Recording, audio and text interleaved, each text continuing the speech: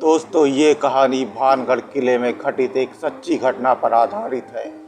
भानगढ़ जो एशिया की सबसे हॉन्टेड जगह है। कहानी की शुरुआत मुंबई से होती है। मुंबई में 8 दोस्तों का एक ग्रुप होता है जो कि काफ़ी रईस परिवार से बिलोंग करते हैं। इसमें से एक का नाम डैनी होता है। डैनी का एक दोस्त होता है जिसकी शादी जयपुर में होने वाली थी और उसे ये शादी अटेंड करने जयपुर जाना था। डैनी अपने दोस्तों को भी कहता है कि साथ में चले और सारे दोस्त मान जाते हैं। इन सब का प्लान था कि शादी अटेंड करने के बाद ये सारे दोस्त 2-3 दिन जयपुर के आसपास की जगह घूमने जाएंगे और मस्ती करेंगे। डैनी अपने दोस्तों के साथ जयपुर पहुंच जाता है।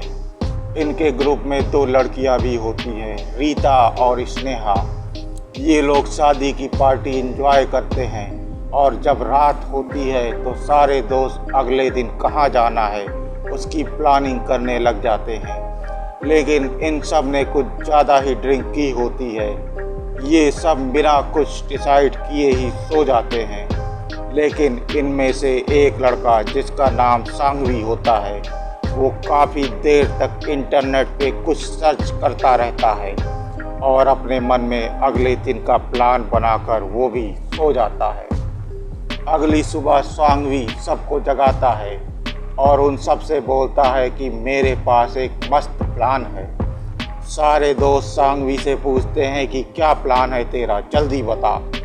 फिर सांगवी उन सबको भानगढ़ चढ़ने के लिए बोलता है।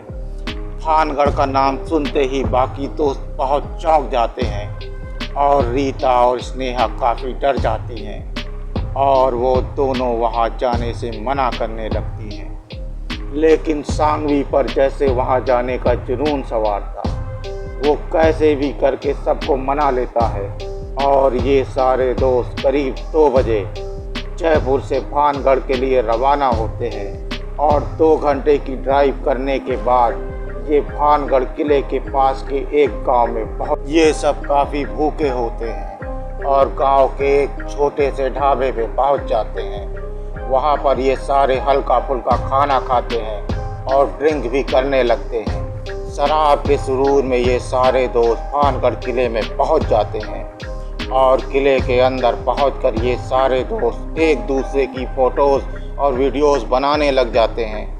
किले में पर्यटकों की भीड़ को देखकर रीता और स्नेहा का डर थोड़ा कम हो जाता है और दोनों भी बाकी दोस्तों के साथ एंजॉय करने लगती हैं। और ऐसा करते हुए अब शाम के 6 बज जाते हैं और किले का चौकीदार सब लोगों को किले से बाहर जाने को बोलता है।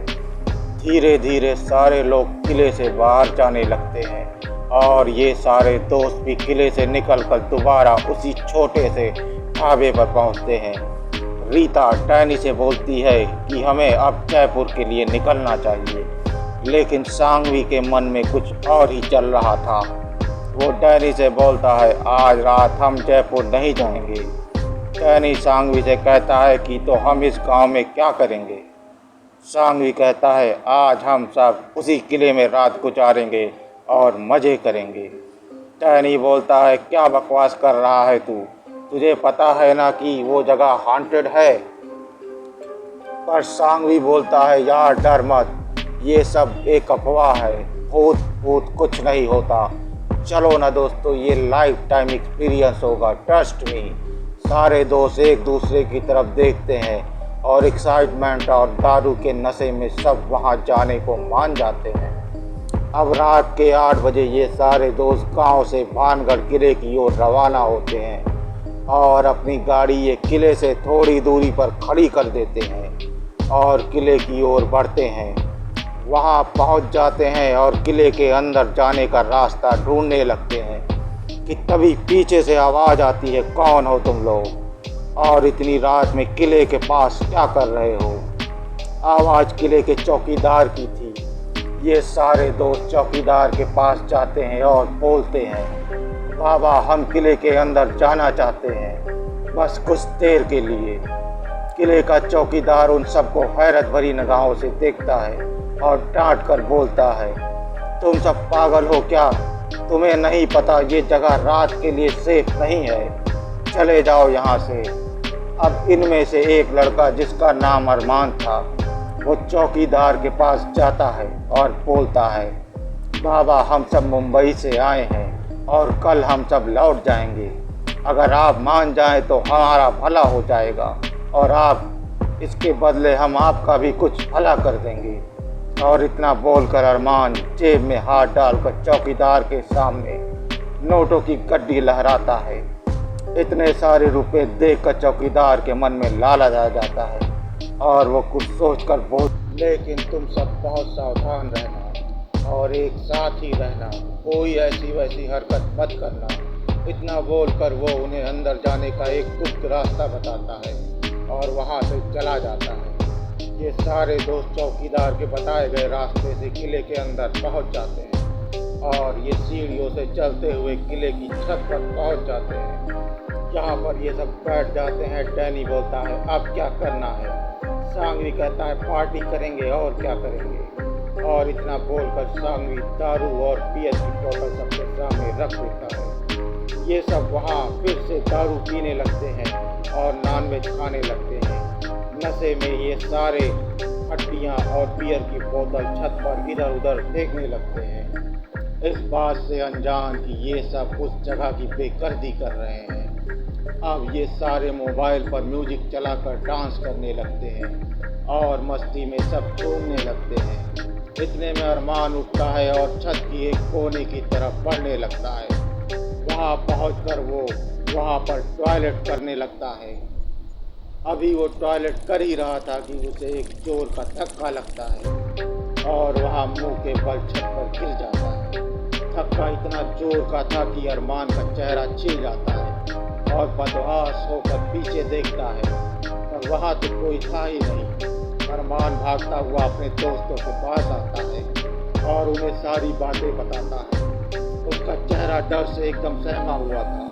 उसकी बात सुनकर रीता और स्नेहा काफ़ी डर जाती हैं और वो बोलती हैं कि हमने तो कहा था यहाँ आना सेफ नहीं है, चलो निकलते हैं यहाँ से।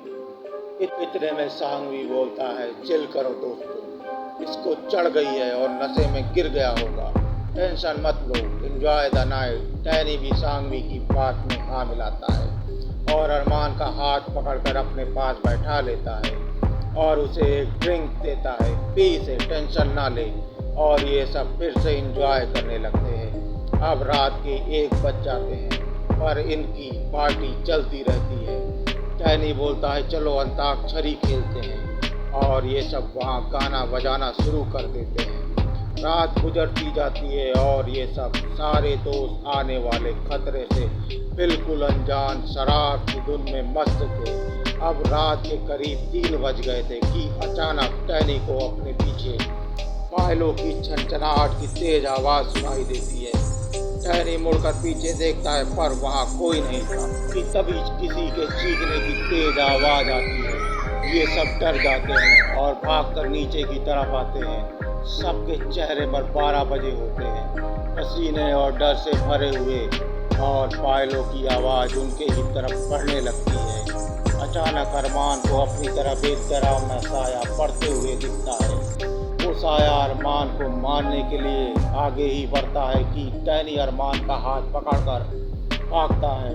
ये सब बदहवास होकर भागते हुए किले के उसी रास्ते से कैसे भी करके बाहर निकल आते हैं और अपनी गाड़ी स्टार्ट करके गांव पहुंच जाते हैं। वहां पहुंचकर ये सब थोड़ा राहत की सांस लेते हैं। रीता डैनी से बोलती है, मैंने कहा था ये जगह हॉन्टेड है, पर मेरी तो कोई सुनता ही नहीं। अब हमें यहाँ बिल्कुल नहीं रुकना चाहिए, चलो अभी निकलते हैं यहाँ। ये सारे दोस्त रात के 4 बजे जयपुर के लिए रवाना हो जाते हैं। जयपुर पहुँचकर ये सब थोड़ा आराम करते हैं।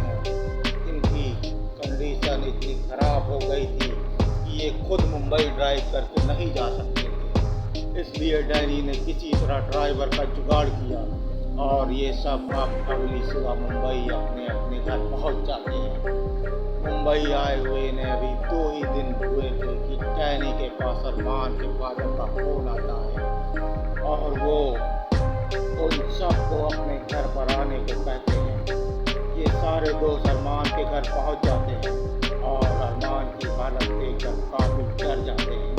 अरमान अपने बिस्तर पे बुखार में लेटा हुआ केवल बार बार एक ही बात बड़बड़ा रहा था, मुझे बचा लो, वो मुझे मार डालेगी, मुझे बचा लो।